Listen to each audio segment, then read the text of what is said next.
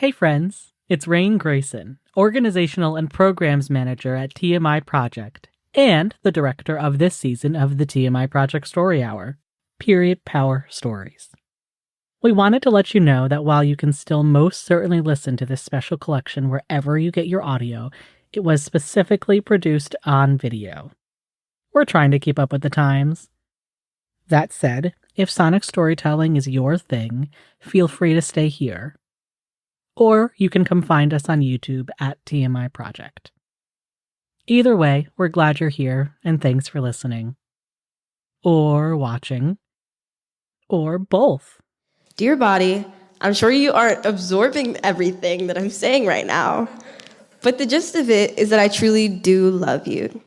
The TMI Project Story Hour presents the Period Power Stories podcast, where we tackle taboos about periods one story at a time. All storytellers are members of the Kingston High School Period Power Club, a group dedicated to destigmatizing menstruation, raising awareness of period poverty, and inspiring action to ensure free menstrual products for all students. In 2023, club members took a 10-session TMI Project True Storytelling workshop and wrote about their own experiences with periods. Now, we're sharing these stories to continue the conversation.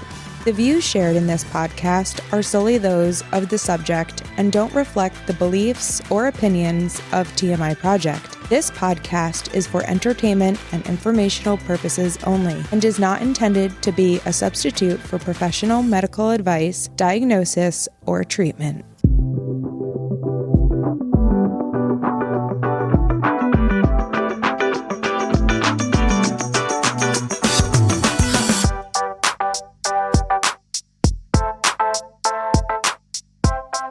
I'm Dominique, senior, activist, and your host for today's episode of the TMI Project Story Hour presenting the Period Power Stories podcast. Today we'll hear a story from my friend Makayla, a fellow activist at Kingston High School Period Power Club. Hi, Makayla. Hi. And we have a very special guest today, Dara Lurie, one of two workshop leaders who helped all of us create the stories you're going to hear about. She's going to help us talk about why storytelling is so important to this cause. Welcome, Dara. Hi, Dominique. Hello. So happy you're here with us. Can I ask you some questions? Sure. Go right ahead. First, where did you grow up? What were you like in high school? Were you already a feminist? That's a lot of questions all at once. I grew up in New York City on the Upper West Side. I don't think I knew I was a feminist consciously, but I think latently I always knew because of my heroes, like in all the stories that I read. And in 11th grade, I decided I was a feminist because my friends were fighting for more gym rights for girls. We didn't have the same classes that the boys had. So that became a big issue. And at that point, I was like, yeah, I'm a feminist, definitely. Sign me up. What led you to do social justice? It all starts with stories for me because I'm a writer and storyteller, and I understand the world through stories. That's how I learn about the world, through people's stories. And I started by writing about my own stories and trying to understand myself. And I don't know, one thing led to another. Once you start to see your own issues, your own challenges, then you look around and you say, hey, other people have issues and challenges. So I think other people might have a more intentional path to social justice. They might have come out the gate saying, yeah, I'm for this or I'm against that. But for me, it was really the stories that kind of led me down that path, like little breadcrumbs. Mm-hmm. I feel that you can really understand not just yourself, but like other people through writing. I feel like you can express a lot more through your writing. So I'm really happy that you got into it. The fact that you were able to help us with our stories too. It was a pleasure working with you. Yes, same. We often think a lot about period justice in schools, but what does it look like in a workplace? Like, how does your day-to-day work intersect with issues related to period poverty? I think, again, it's a question of stories that taught me things that I didn't know. Like working with you all back in, I think it was 2023, was it? Yeah. I started to learn things that I didn't really know before about period poverty and stigma. Because, yeah, when I was about your age, or even younger, we didn't really talk about much related to menstruation. My mother just randomly left this book lying around the house about sex and sexuality. And I think she was avoiding talking to me. So she figured I'll read any book I see. Yeah. So she left this book, but I think I went to other pages. Like I think she wanted me to learn about menstruation. And I was like, ooh, you can do that? Or you can do that?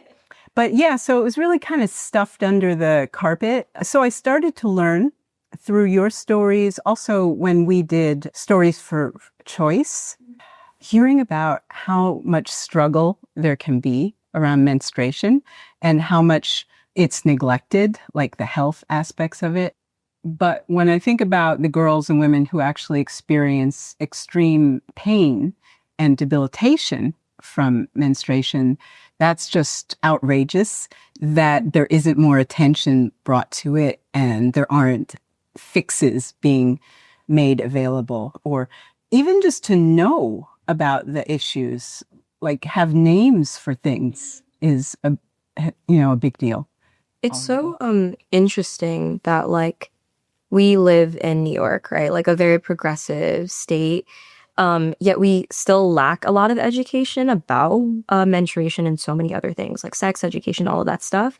So it's really crazy to think about that and then think about how like other places are really, really lacking compared to us. So it really puts that into perspective. And like even our school specifically, like we got our period products and that's great. And we're still working on getting better quality ones. But to think of other schools and other places where everything is just avoided totally and there are no period products, you're not getting a book that your mother is giving you to read. Like there's nothing. It's sad. I think it makes it really hard when things aren't spoken, when they're not named. By the way, you just mentioned Stories for Choice, and that's a really good point to bring back to because that's where we all met. But I also realized that our audience here doesn't know what that is. Do you mind explaining? Sure, I'll do my best. I think it was in 2022 that you all came and you were volunteering at the program. And there was 2023 as well as follow-up. So it was 2 years of Stories for Choice. One was in advance of the court's decision to abolish Roe v. Wade. And so we were ahead of the curve with that program. We did a big call for storytellers nationally to get women to come forward and share their stories around reproductive freedom. And we had an amazing, well, you were there. We had an amazing collection of storytellers. And we had the show at the Senate Garage. And in the course, and I was one of the workshop leaders in that cohort.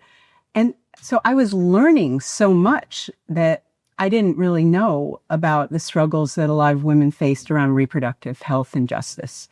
And I was speaking about like health issues. And I just remember there was a young storyteller. She was probably the youngest in the group. And she had a condition, and I don't remember the name, so I won't try and say it, but it extremely debilitating and, would cause her to be curled up, in a fetal position in her school bathroom. And nobody acknowledged it. The nurses didn't, the teachers didn't. So not only was she like in excruciating pain, she had no acknowledgement. So it's like this double whammy. And so Stories for Choice was really working to name things and put faces to these stories. Can you talk about something that happened to you in your early menstrual years? Like, what do you wish someone had told you before you had got your period? I wish that my mother had, instead of leaving a book, I wish she had talked to me about it. Because even though there was no direct stigma around it, and I was lucky growing up in New York City, Upper West Side, very liberal environment, there's still like a general stigma. There's still like a feeling like, oh, now you've got something ugly going on in your body. And I wish my mother could have talked about it and made me see it as something positive rather than just something to manage. I think that's interesting that you say that because I had almost a different experience. Like with my mom, she never actually told me about periods or menstruation or what it would be like for blood to come from your vagina. Like I just had I got my period one day in the bathroom during quarantine, and I was like, oh my gosh, what is this in my underwear? And then I told my mom, and she's like, oh my God, you got your period. And I'm like, okay. And she's like, oh my God, I'm so excited. Like, this is how you put a pad on, and there you go. And I was like, okay. But there really wasn't anything to get me ready for that. And I think as much as my mom was supportive, and I was a little bit freaked out about how she reacted because she was so excited, I wish I did have more information and stuff on what it was going to be like. And I'm lucky enough to not have it so bad, you could say. Like, I don't have really painful cramps. Like, I don't have really heavy bleeding. But if I did, I can't imagine what my experience would be like now. And not having that information, education to better help me, like, get through that.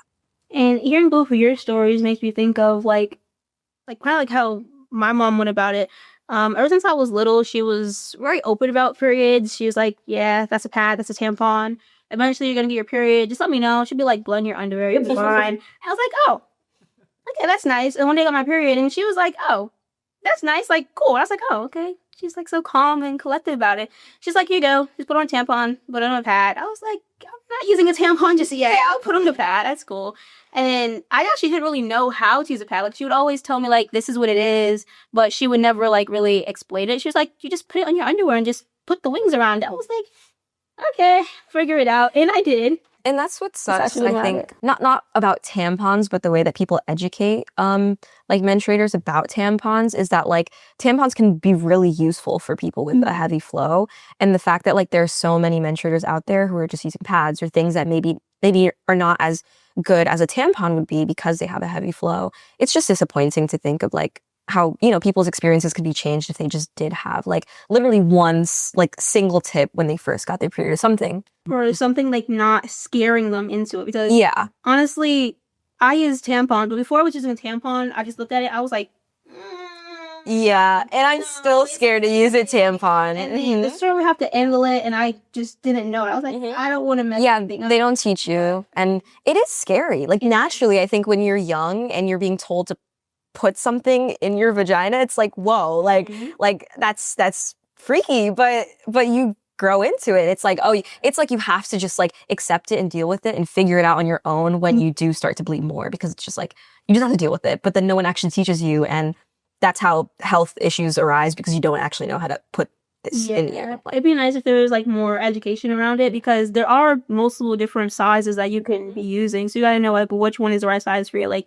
if it's too small, it's gonna leak, or if it's too big, it can lead to, like, multiple different issues, or, like, how long to leave them in, because you don't want to get toxic shock syndrome, which a lot of people don't. A lot of people do not know. Or some people just leave it in. Look it up. Never. Don't do that, guys. 8 hours, no more than that. 3 hours. Oh my God. 8 hours, and that's your cap. Yeah. You should not After be. 8 hours, I think pads and tampons, both, you should be changing them. Like, every 6 to 8 hours. I would say about 6, but you can do 8, but you shouldn't ever exceed past 8. Yeah, and even, like, things with that, it's like people who don't have access to period products. It sucks for people, like dealing with that, because it's like, you can't just, oh, like, I'm gonna change my pad in another 8 hours, because maybe you don't have another pad to change into, because you can't afford that. And it's like, it's disappointing, because this is our health and this is our body. These are our bodies, and, like, you know, we want to live as long as we can and be as happy as possible for, you know, however long. Expectations, right? Yeah. Expectations need to change, you know, on what's normal. I love the fact that you were talking about, like, getting to know your body and understanding, like, your own flow and what's right for you, or to getting to learn about it. So from there, we can actually transfer into your monologue, where you wrote a letter to your own body. Dear body, hey, how are you? I just wanted to take a few minutes to tell you how much I appreciate you and share a few things. In case it isn't clear, you are my home, you are my fortress, my safe haven. Others may call you my body, but I think you deserve a different word. I don't know what it is yet, but you are exquisite, and I think the word should be more special than just body. Unfortunately, dear body, I don't treat you great all the time. You annoy me when I look at you too hard and your skinniness becomes more apparent. You annoy me when you hurt because I feel it too. I dump my issues onto you by shaming you, feeding you things that don't make you feel good, and not caring for you the way I should. But I love you for so many reasons. I appreciate being multiracial. though it can be a struggle at times. I'm a mixed-race Black person, and when someone asks me what my ethnicity is, I always say Black first because I identify most with my Blackness. I mainly live with my mother and brother, who are Black. I use slang sometimes. I dress in baggy clothes sometimes. I listen to rap sometimes. I find it hard to define what being Black means to me. It absolutely hurts me to admit that I've let society shape the way I see my own people. I catch myself thinking of the negative labels attached to Black people and tell myself that I wouldn't want to associate myself with a certain behavior. I associate the way I dress with non-Blackness. I associate the way I speak with non-Blackness. I associate so many attributes of myself and my life to non-Blackness. So why do I still feel that I am Black? Maybe it's because despite all the stereotypes imposed on Black identity in this country, I still love being Black and being raised around Black culture. It's the same for the way I used to feel about my period. I used to think that I hated it. Sure, I get it every month in random places at random times, and it's ridiculously inconvenient. About half of my underwear are stained with period blood. Walking around with a pad in public feels like I'm announcing that I'm on my period, but my period isn't heavy, and I rarely get cramps. I've started to realize that it's not my period that I dislike. It's the negative attitudes and behaviors from non-menstruators that I have ill will towards. Body, I know you feel as if you are a burden to me, and I understand why you feel that way. I've let non-menstruators' judgment influence how I treat you. I've received so many messages about period blood being disgusting. No one else accepts you in my life. Sometimes I question why I accept you in my life. But the answer is that I need you to function. I need you to maintain and sustain my being, mentally and physically. I thank you for giving me the opportunity to have this common ground with 1.8 billion people around the world who also have a body that menstruates. Also, my period is literally connected to the moon cycles, and that's wild. I give my deepest thanks to you for helping me learn how to control my emotions when they're so strong that I feel helpless. Every time you bring me pain, every time you hurt me, I grow stronger and more relentless than before. Dear body, I'm sure you aren't absorbing everything that I'm saying right now, but the gist of it is that I truly do love you. I'm sorry that I cannot make a solid promise that I will always treat you with kindness and care in the future, but I hope you understand that flaws take time to edit, and I will try my best to act on my love and respect for you. I may sound like a manipulative boyfriend, but I do care. And one day, you'll be accepted. I promise you. I'm doing everything I can to make sure of it. Love always, your favorite human.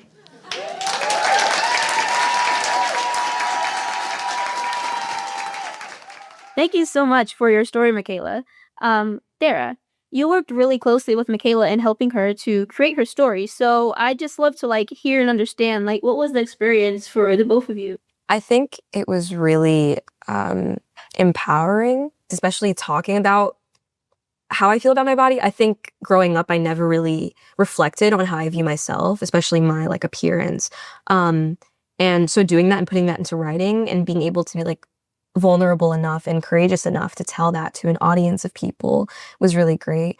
So I think the experience was wonderful, and seeing the whole process of everything, just rambling, ranting all of these thoughts, and then having someone be able to go back and edit it and see what made sense, and being able to tell that in front of people, especially my mom. It makes me feel good that I'm being vulnerable enough to, especially younger people, especially women, young girls who don't feel comfortable talking about how they feel about their body. And I hope that I can be a person who gives them a bit more courage to do that. I think you are being just that. Thank you. And to your point about being able to be vulnerable at a young age, and especially for girls and women, for us to be able to feel like we have the right to express our vulnerability. And I was thinking about the process. I was remembering how we had that great little workroom upstairs from where we met. And I just remember all the scribbling that was going on, all the kind of just pulling in different things, and how you had all of this writing, and then at the end, you started writing a letter to your body. Like it was almost like it's own separate thing. And then it flipped, and that became the story. Yeah. And I love that process too, because it is that kind of messy space, sitting on the floor, sitting on cushions, thinking about it, going back and forth, asking questions. Going through like different topics too, because it's like you want to find like that perfect topic. I mean, we did center it around menstruation periods, our experiences with them, but having like all these different topics, but then picking that one specific thing was really nice. Yeah.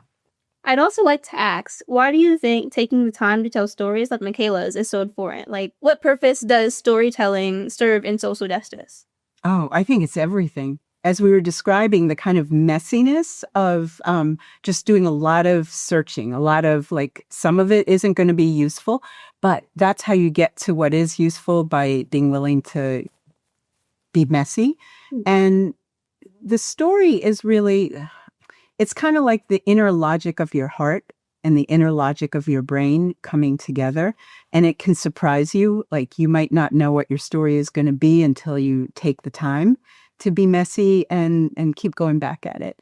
But to me, storytelling is everything about social justice, because it teaches us what other people are experiencing. And it shows us from a really close-up angle that what they're feeling, what the world looks like, what things mean for other people. How can we really honestly understand a topic if we don't hear the stories that connect to it?